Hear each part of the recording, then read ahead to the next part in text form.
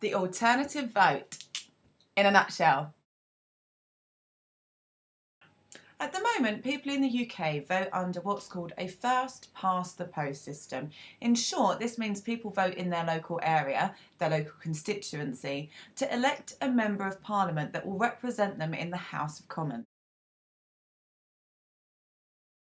There are 649 MPs across the country, and if one political party gets at least half of this number, so 325 MPs after an election, they form the government. The main pro of this system is its simplicity. It's simple to understand and it's simple to implement, so why change it?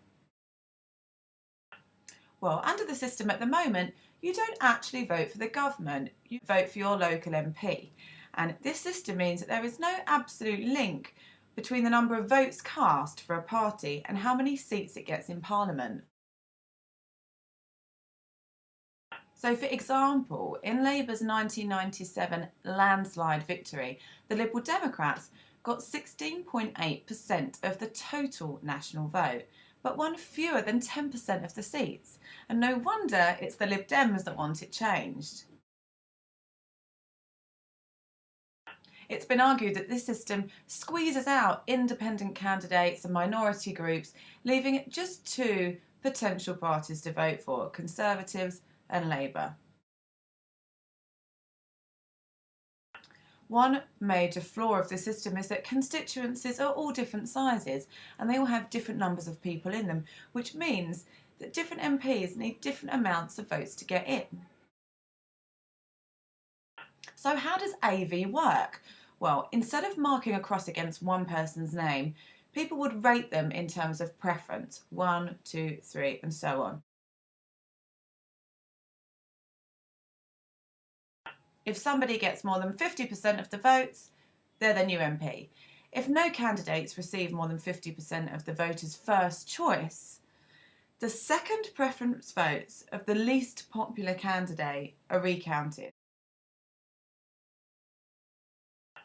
And that process of recounting people's second choices continues until someone receives 50% of the vote. It's hoped that by reducing the dominance of the two major parties, the AV may encourage turnout and reduce apathy. AV would produce coalition governments rather than what we've traditionally had, which is strong majority governments who are able to implement their manifesto promises. Politicians will have to compromise over it and deals will have to be done, which might not appeal to the electorate. It's hoped that the introduction of AV would eliminate the safe seat. Now, a safe seat is where an MP is extremely likely to get in again, so they don't really campaign in the area.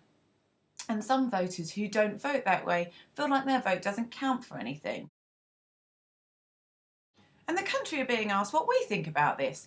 We've got Nick Clegg in one corner saying yes to AV. We've got David Cameron in the other saying no. But on May the 5th, the country will be able to turn out and tell the world what we think of the voting system.